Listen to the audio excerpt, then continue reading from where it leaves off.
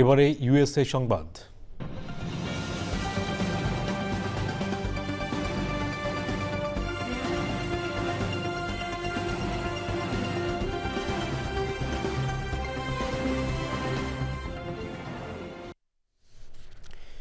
যুক্তরাষ্ট্রে তীব্র ঝড়, হঠাৎ বন্যা এবং রেকর্ড ভাঙা দাবদাহে চরম বিপর্যয় দেখা দিয়েছে।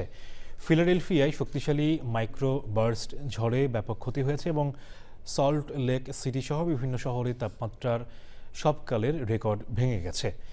আবহাওয়া দপ্তর জানিয়েছে দেশের বড় অংশ জুড়ে আরও তীব্র বন্যা ও দাবদাহ ছড়িয়ে পড়ার আশঙ্কা রয়েছে। সুলতানা হিমুর রিপোর্ট।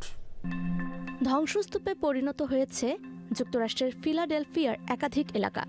ঘণ্টায় ৭০ মাইল বেগের তীব্র মাইক্রোবার্স্ট ঝড়ের আঘাতে উপড়ে গেছে বহু গাছপালা ও বিদ্যুৎ সংযোগ। ভেঙে পড়েছে বহুতল ভবন, যার ধ্বংসাবশেষ ছিটকে পড়ে ট্রলি ট্র্যাক ও গাড়ি চূর্ণবিচূর্ণ হয়ে গেছে।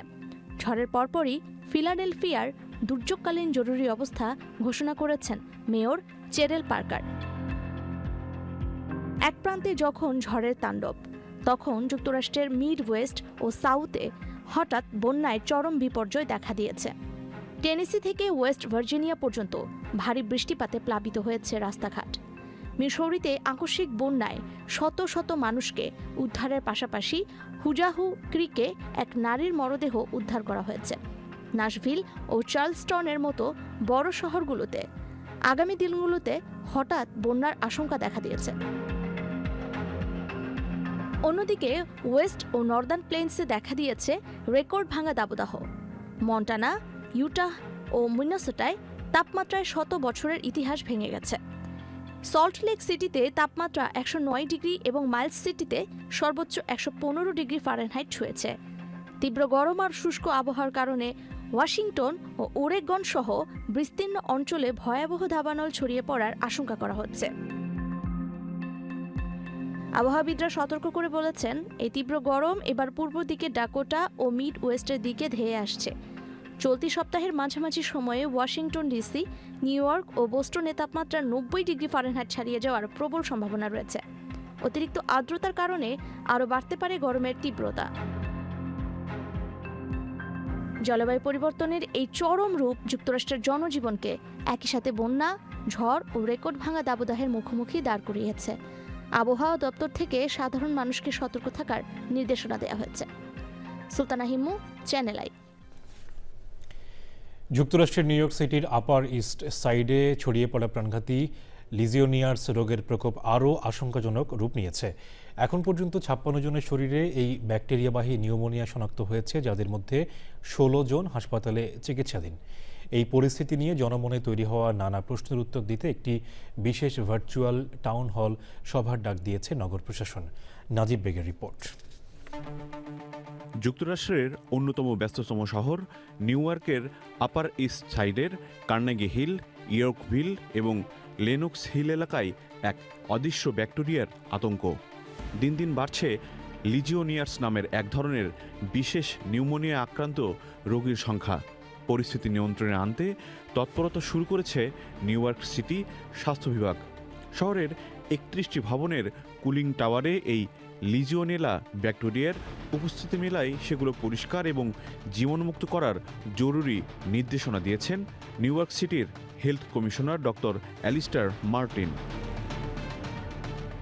ব্যাকটেরিয়া পজিটিভ হওয়া ৩১ ভবনের তালিকায় রয়েছে বিশ্বখ্যাত সোলোমন আর গুগেনহাইম মিউজিয়ামের নামও। তবে স্বাস্থ্য কর্মকর্তারা স্পষ্ট করেছেন, কোনো ভবনের টাওয়ারে ব্যাকটেরিয়া মেলার মানে এই নয় যে সেখান থেকেই রোগটি ছড়াচ্ছে। চিকিৎসকরা জানিয়েছেন এটি কোনো ছোঁয়াচে রোগ নয় এবং সাধারণ পানি ব্যবহার বা এসি চালানো পুরোপুরি নিরাপদ।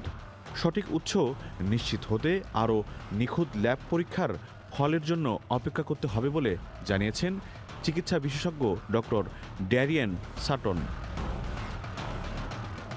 দূষিত পানির কণা বা বাষ্প ফুসফুসে প্রবেশের মাধ্যমে ছড়ানো এই রোগের লক্ষণ মূলত তীব্র কাশি, জ্বর এবং শ্বাসকষ্ট। এই প্রাদুর্ভাব নিয়ে সাধারণ মানুষের সরাসরি প্রশ্নের উত্তর দিতে এবং সঠিক তথ্য পৌঁছে দিতে একটি ভার্চুয়াল টাউন হল সভার আয়োজন করেছে নগর কর্তৃপক্ষ। নাজিব বেগ, চ্যানেল আই। যুক্তরাষ্ট্রের ডিএস 160 ভিসা আবেদন ফরমে সব সামাজিক যোগাযোগ মাধ্যমের তথ্য উল্লেখ করা বাধ্যতামূলক করা হয়েছে। এক্ষেত্রে তথ্য গোপন করলে ভিসা প্রত্যাখ্যান হতে পারে। ইউএস এম্বাসি ঢাকা এক ফেসবুক পোস্টে এ তথ্য জানিয়েছে। পোস্টে বলা হয়, ভিসা আবেদনকারীদের ডিএস 160 ভিসা আবেদন ফরমে গত 5 বছরে ব্যবহৃত সব সামাজিক যোগাযোগ মাধ্যমের ব্যবহারকারীর নাম বা হ্যান্ডেল উল্লেখ করা বাধ্যতামূলক। আবেদনকারীরা তাদের আবেদনপত্রে দেয়া সব তথ্য সঠিক ও সত্য বলে স্বীকার করে তবেই তা সই করেন ও জমা দেন। সামাজিক যোগাযোগ মাধ্যমে তথ্য গোপন করলে ভিসা প্রত্যাখ্যানের পাশাপাশি ভবিষ্যতে ভিসা পাওয়ার অযোগ্যতা তৈরি হতে পারে। যুক্তরাষ্ট্রের ইলিনয় স্টেটের একটি পরিবারের ওপর পরিকল্পিত বন্দুক হামলায় 5 জন নিহত এবং 2 জন গুরুতর আহত হয়েছেন। রোববার ইস্টার্ন সেন্ট লুইস এলাকার 3টি ভিন্ন স্থানে এই নৃশংস হামলার ঘটনা ঘটে।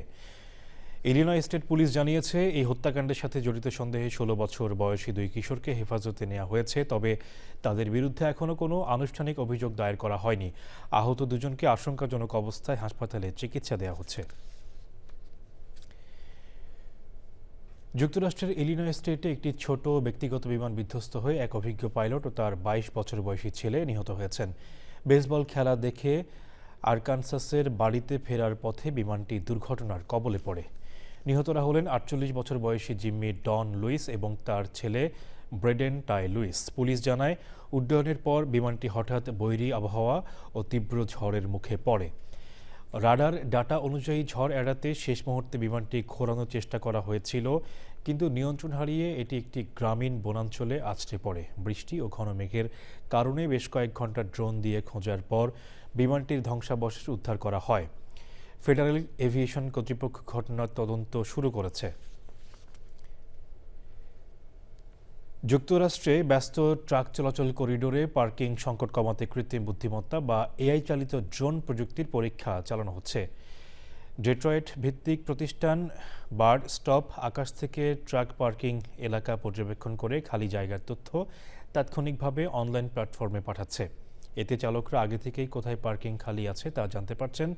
প্রযুক্তিটি পার্কিং খুঁজতে সময় ও জ্বালানির অপচয় কমাবে বলে দাবি করছে প্রতিষ্ঠানটি। তবে ট্রাক চালকদের মতে পর্যাপ্ত পার্কিং স্থানের অভাব আছে, তাই নতুন পার্কিং এলাকা নির্মাণই এর সমাধান।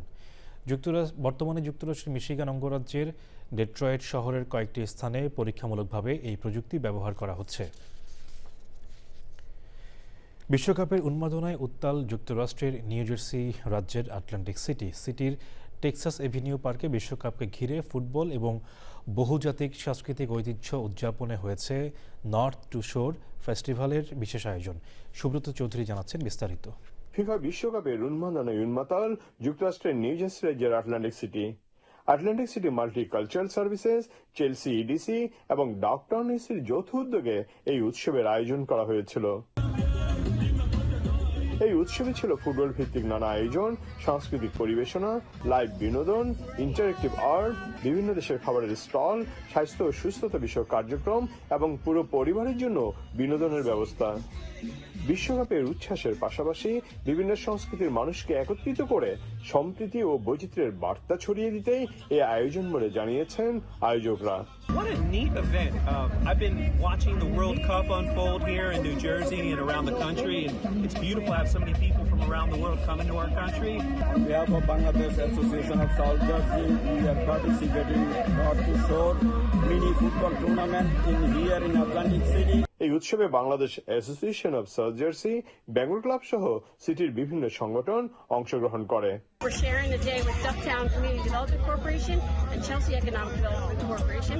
নর্থ টু শোর বিশ্বকাপ উপলক্ষে একটা বিশেষ আয়োজন করেছে, যে আয়োজনে বেঙ্গল ক্লাব পার্টিসিপেট করেছে। নর্থ টু শোরকে অনেক অনেক ধন্যবাদ। সব বয়সী দর্শনার্থীদের জন্য উন্মুক্ত এই বিনামূল্যের অনুষ্ঠানে অংশ নিয়ে দর্শনার্থীরা বিশ্বকাপের আনন্দের পাশাপাশি আটলান্টিক সিটির বহুজাতিক সাংস্কৃতিক ঐতিহ্যের বর্ণিল আবহ উপভোগ করেন। বিশ্বকাপ উপলক্ষে নর্থ টু শোর আজকে যে উৎসবের আয়োজন করেছে, এতে আটলান্টিক সিটির অধিবাসীরা অভিভূত। তারা বিশ্বকাপের উন্মাদনার মধ্যে নতুন উন্মাদনা পেয়েছেন আজকের এই উৎসবে। তারা সবাই খুশি। Subrata Chowdhury, channel I, Atlantic city, new jersey, America.